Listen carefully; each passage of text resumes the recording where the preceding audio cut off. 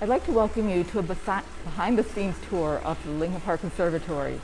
Right now we're standing in the Stove House, which was its original name. Nowadays it's called the Orchid House.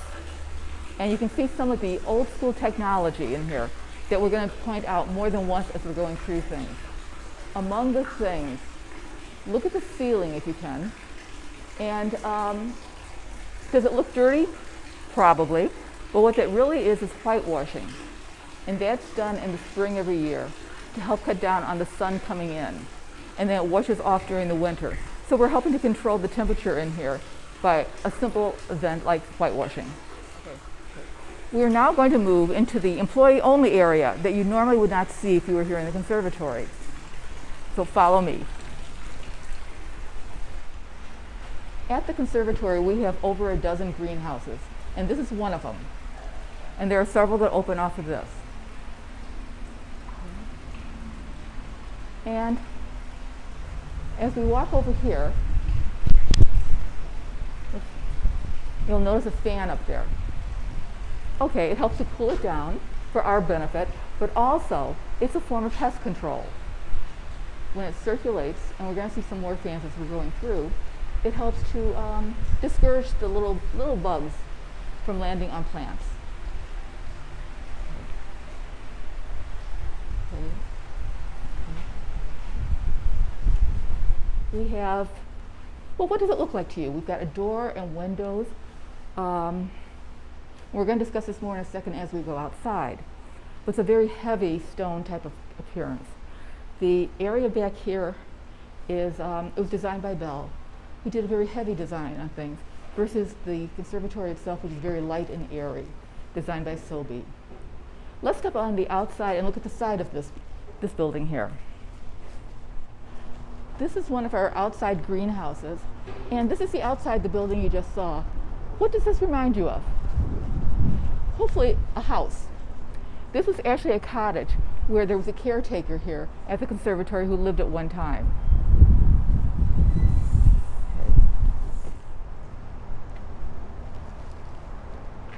Okay. Again, notice a heavy brick building.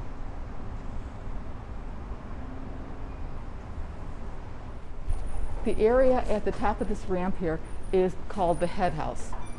And let's move up here. We have 10 greenhouses that open up off of this. We've got 5 to the south and 5 to the north. The greenhouses existed prior to the conservatory being built. Okay. The ones on the north side were updated or renovated in the 1970s. This is greenhouse number 1.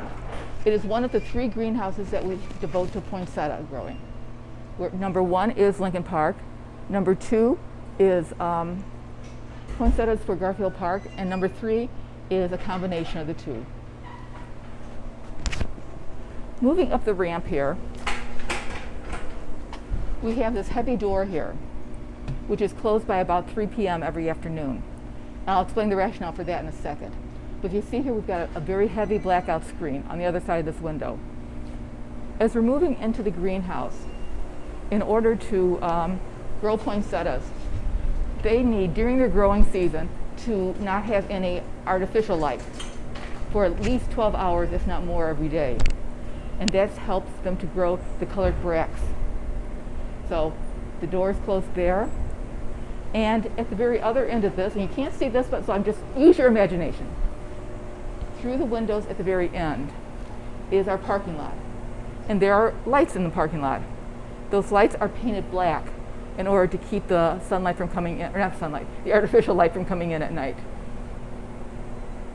Moving down here, we've got poinsettias, which were started for this year's show, which is a virtual show at this point in time, maybe.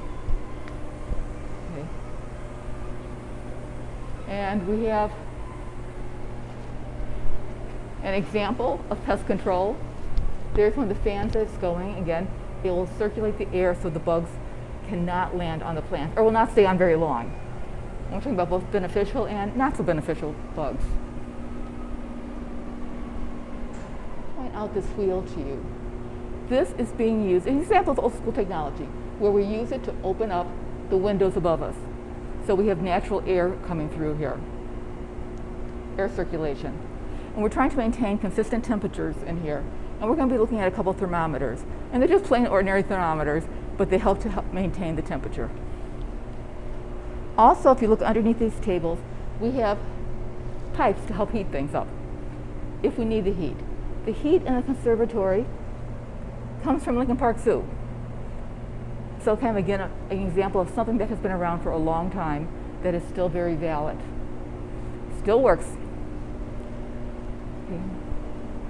And we've got several different kinds of poinsettias. Different shapes, so smaller ones, the ones that have been trained to go into a tree type of formation.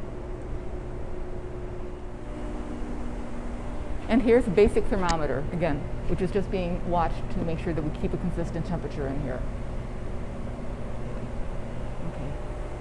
Poinsettias in general are among the best-selling plants in the US and Canada, just the sheer volume every year that's sold. Okay. They were brought to this country by a US ambassador to Mexico, whose last name was Poinsett. Okay. And he brought them, and they've taken off, to put it mildly. There are over 100 varieties of poinsettias, so different colors and so on. So.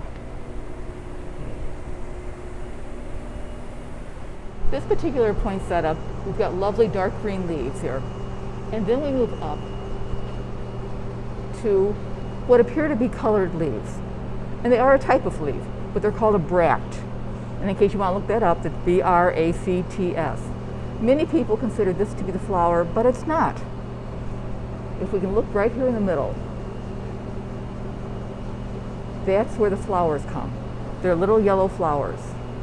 Yellow flowers have pollen on them, and once the pollen is dispersed, that's when the leaves and the bracts will start to fall off. So as long as the pollen is still there, you've got a very healthy looking plant. And after that, well, it may look slightly different, however, it's still healthy. It's doing what it's supposed to do. There are frequently questions about that we receive here on, are they poisonous? No. I mean, if you ate tons of them, like anything, if you ate gallons and gallons of ice cream, you would possibly get sick. Same thing, if you ate a lot of these, you might get sick.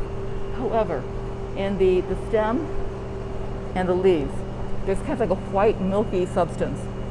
And if you have any type of reaction to latex, you may have a reaction to that. You know, will it kill you? No. But could it be irritating? Yes. So you do want to be careful. Many years ago, the conservatory had many, many horses. Why would we have horses here? They could move things around. We would grow our own manure, so fertilizer. Okay. And over here, let me show you the stalls.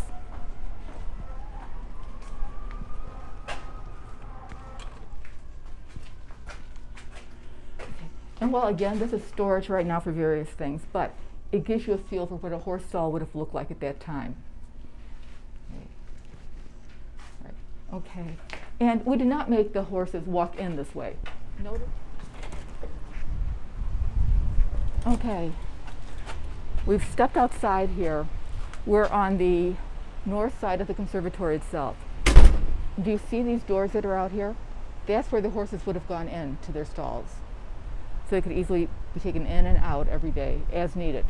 I'd like to thank you for looking at this tour, and we hope to see you here at the conservatory whenever it's possible. Have a great day.